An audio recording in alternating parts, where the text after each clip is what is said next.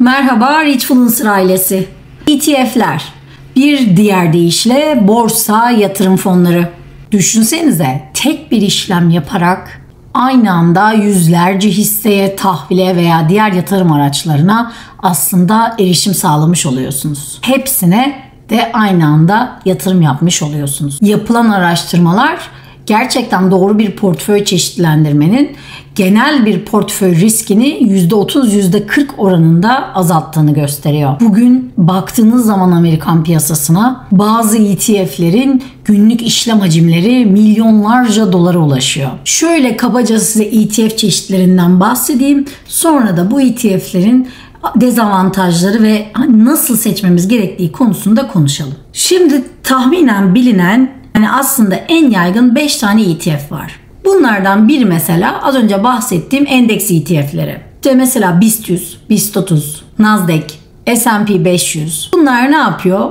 Birebir bu endeksleri kopyalıyor ve ondan bir tane ETF oluşturuyor. Aslında ne oluyor? Bu ETF'i aldığınızda geniş anlamda bir pazar hakimiyetine sahip oluyorsunuz. İkinci sektör ETF'leri. Burada bizzat bir sektöre odaklanıyor. İşte diyor ki ben atıyorum teknoloji ETF'iyim. İşte atıyorum sağlık ETF'iyim. 10 tane en iyi sağlık kuruluşunun hisse senetlerini içeren bir ETF oluşturuyorum diyor. Eğer siz de o sektörün gerçekten büyüyeceğine inanıyorsanız ya da o sektöre uzun vadede stabil getiri getirir diye düşünüyorsanız ne yapıyorsunuz? Ona göre o ETF'i alıp o sektöre yatırım yapmış oluyorsunuz. Mesela emtia ETF'leri var. Özellikle altın, gümüş gibi. Bunlar ne yapıyor? Aslında altın fiyatlarını takip ediyor bu ETF'ler.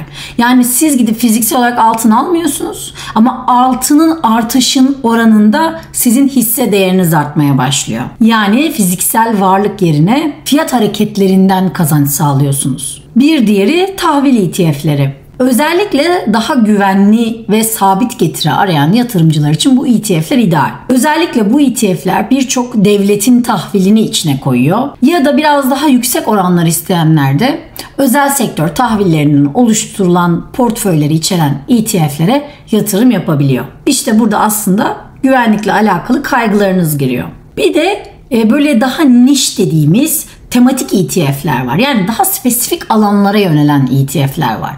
Bu ETF'i oluşturan fon diyor ki ben atıyorum yenilenebilir enerji ETF'i oluşturacağım diyor.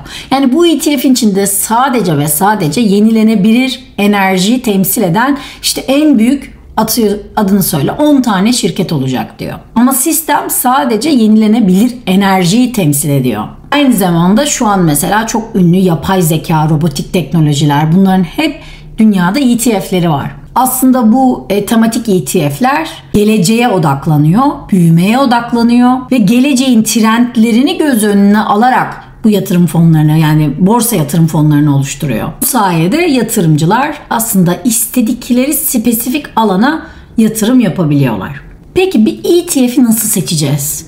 Öncelikle bir karar vereceğiz. Biz tam olarak nereye yatırım yapmak istiyoruz? Ve neye yatırım yapmak istiyoruz? Yani bir endekse mi yatırım yapmak istiyoruz? Bir niş bir alana yatırım yapıp orada paramızı daha agresif şekilde büyütmek mi istiyoruz? Yoksa daha korkuyoruz ya da belirli bir yaştayız paramızı korumak istiyoruz. Daha tahvil ağırlıklı mı istiyoruz? Ya da aslında diyoruz ki teknoloji sektörü çok yükselecek. Ben diğer sektörleri istemiyorum. Sadece teknoloji sektöründe yoğunlaşmak istiyorum.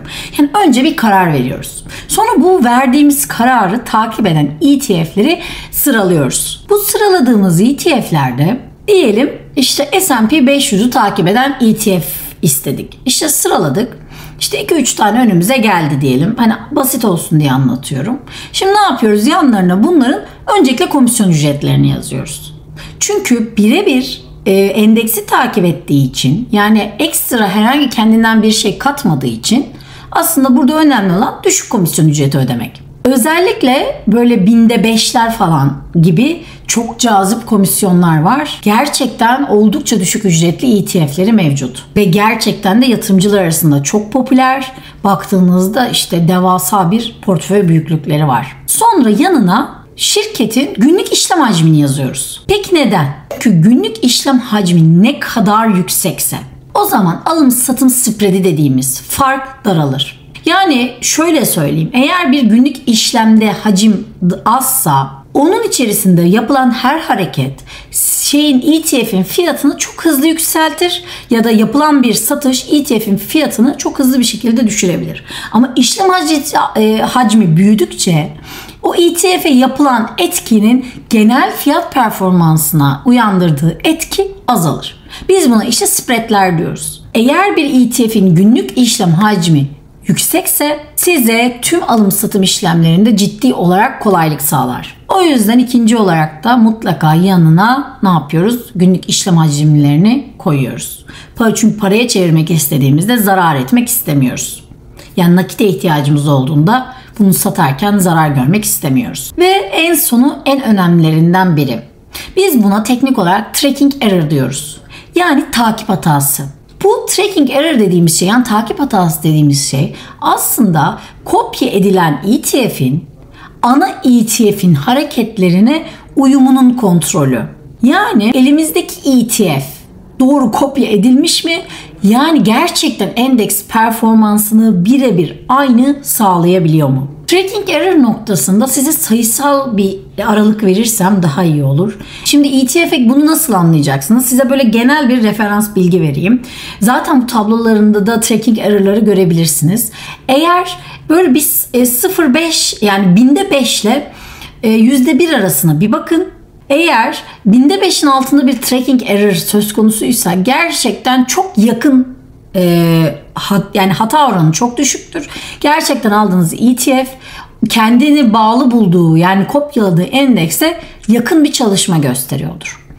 Özellikle biraz daha böyle niş, hani tematik demiştim ya az önce, yani çok spesifik alanlarda, daha volatil piyasalarda bu %0.5 ile %1 arasında sıkışabiliyor.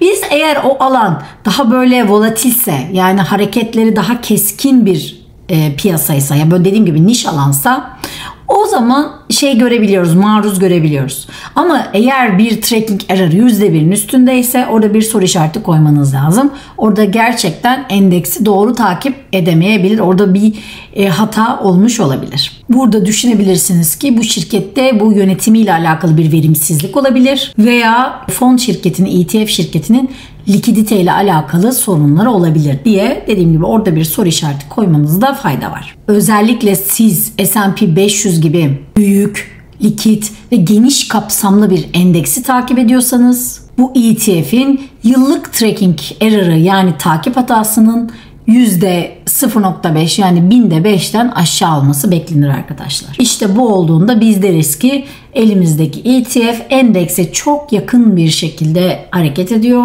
Yani performans olarak iyi bir ETF diyebiliriz. Yani endeksi yakından takip ediyor, başarılı bir ETF diyebiliriz. Ve bu yaptığımız tabloya göre aslında ETF'i seçiyoruz. Yani düşük tracking error'lı, yüksek işlem hacimli, düşük komisyonlu bir ETF en güzel geleceğe dair servet inşa etmede kullanabileceğimiz bir borsa yatırım fonu örneğidir. Aynı yatırım araçlarını seçer gibi sizler de ETF'lerde kendi risk seviyenize uygun doğru ETF'leri seçmek durumundasınız.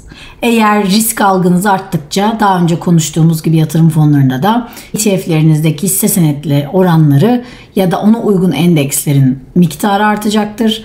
Risk sayınız düştükçe tahvil ve benzeri sabit getirili oranlı ETF'lerin ağırlığı daha artış gösterecektir. Burada en önemli şey hep söylediğim gibi kendinizi doğru bir şekilde tanımanız. Daha temkinliyseniz ETF'leri daha temkinli olarak seçebilirsiniz. Bu nedenle de bir ETF'i almadan önce onun prospektüsünü lütfen okuyun. Portföy bileşimini de detaylı bir şekilde inceleyin. Çünkü bunları inceledikçe, yani bu portföyün ETF'in hangi varlık sınıflarına yatırım yaptığını inceledikçe ve bunları karşılaştırmaya öğrendikçe aslında kişisel olarak risk kavramınız daha açığa çıkacak ve size bu işin ana stratejisini kavramanız konusunda ciddi olarak destek sağlayacak. Bugün baktığınızda Türkiye'de BIST 30, BIST 50 ve BIST 100'ü birebir takip eden endeksler mevcut. Aynı zamanda yerel piyasalara odaklanan endeksler var. Global endeksleri takip eden endeksler var. Ayrıca da sektörleri, yani belirli spesifik sektörlere odaklanan, takip eden ETF'ler de mevcut. Bugün ABD'ye baktığımızda onların da işte az önce bahsettiğim en önemli ETF'leri S&P 500'ü takip eden ya da Nasdaq'i, yani 100 tane en büyük Amerikan teknoloji şirketini birebir takip eden ya da iShares'ın işte emerging markets dediğiniz gelişmekte olan dünya piyasalarını birebir takip eden, endekslere yatırım yapan ETF'ler Amerika'da da mevcut. Bunların hepsini aracı kurumlardan alabilirsiniz. Bugün baktığınızda Investing'de, TradingView'da bu gibi sitelerde ETF olarak arattırdığınızda bütün ETF'ler önünüze dökülecektir. Buradan daha alt filtrelemelerle ülkeler, işte sektörler, yani neye ihtiyacınız varsa buradan daha da filtreleyerek tüm ETF'lere ulaşabilirsiniz. Özellikle Amerika'daki ETF'lere ulaşmak istiyorsanız benim kullandığım bir site var. etfdatabase.com diye. etfdb.com. Bir daha söylüyorum. Edirne, Trabzon, Fulya, Denizli, Bolu.com. Buradan gerçekten, eğer İngilizceniz yoksa da sayfayı Türkçe'ye çeviri var. Oradan harika bir şekilde geçmiş performansları, ortaklık yapıları, işte içerikleri, bütünüyle oradan ETF'leri tek tek oradan istediğiniz gibi komisyon oranlarına kadar istemediğiniz tüm detaylara güzelce ulaşabilirsiniz. Hatta burada temettü veren ETF'ler de var. Temettüyü vermeyen, kendi içinde akümüle eden, biriktiren ETF'ler de var. Yani bileşik etki o temettüyü sürekli katan ETF'ler de var. Burada işte dediğim gibi ETF'in prospektüsünü okursanız buradan bütün detaylara ulaşabilirsiniz. Eğer düzenli nakit akışı istiyorsanız temettü veren ETF'lere bakarsınız. Ancak diyorsanız benim hedefim uzun vadeli büyüme, o zaman temettüyü kendi içinde akümüle eden, yani temettüyü size vermek yerine hisse değerlerine katan, böylece sizin içindeki bileşik faizinizin hızlandırıcısı olan bir ETF'i de seçebilirsiniz. Biz buna reinvest diyoruz. Yani verdiği temettüyü tekrar yatırıma aktarması demek. Bunlara da bankalardan ve aracı kurumlardan istediğiniz gibi sahip olabilirsiniz. Yani bunları satın almak gerçekten kolay. Nasıl bir hisse senedi alıyorsanız bir ETF de aynı şekilde satın alabiliyor. Zaten onların da borsada işlem gördüğü için aynı bir investing'den bir hissenin hareketine nasıl bakıyorsanız girdiğiniz, aldığınız o ETF'ye yazıp aynı onun piyasadaki hareketlerini görüp işte al sat bölümlerinden oradaki lot miktarınızda aynı bir hisse senedi mantığıyla arttırabilirsiniz. S&P 500'ü en yakından takip eden ETF'in adı SPY. Yani Sivas, işte Paris, Yozgat. O söylediğim emerging markets, yani gelişmekte olan ülkelere yatırım yapan ETF'in adı EEM. Nasdaq'in, yani 100 tane Amerika'nın en büyük şirketinin yatırımını birebir takip eden ETF'in adı da QQQ ETF'i. Öncelikle araştırmalara bu ana ETF'leri okuyarak, onlardan bilgi alarak başlayın. Daha sonra gerçekten binlerce çeşit ETF var ve çok güzel avantajları var.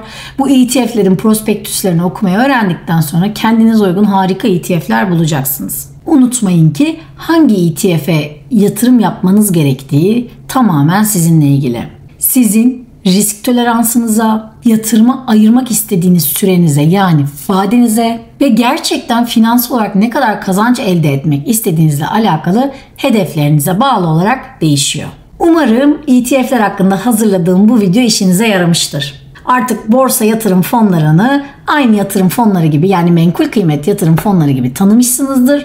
Aradaki farkları kafanızda netleşmiştir. Lütfen başta bu söylediğim ETF'ler dahil bir bakın bakalım son 15 senede 20 senede yatırımcılarına ne kadar para kazandırmış. Lütfen yorumlarda da benimle düşüncelerinizi paylaşın.